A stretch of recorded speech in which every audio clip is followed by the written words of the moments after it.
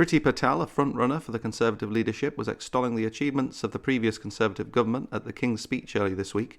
Struggling to string a sentence together, as always, the former Home Secretary accused the Labour government of rewriting history by trashing 14 years of Tory rule.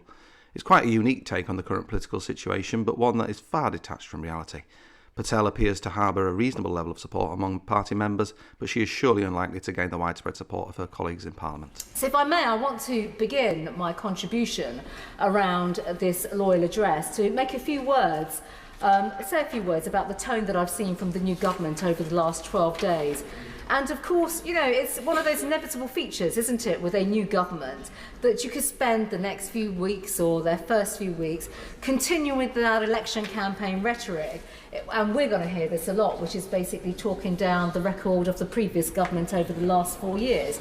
But of course, much was advanced over the last 14 years, and we're proud of our record and the transformation that we led, including of public finances. And, you know, these are big things that just don't happen over a few months and weeks. We're proud that we transformed public finances from the government borrowing £1 in every four to a much better fiscal position today. It's not easy to get into these fiscal positions, and I think the benches opposite should just reflect in terms of their own fiscal position that they're now inheriting.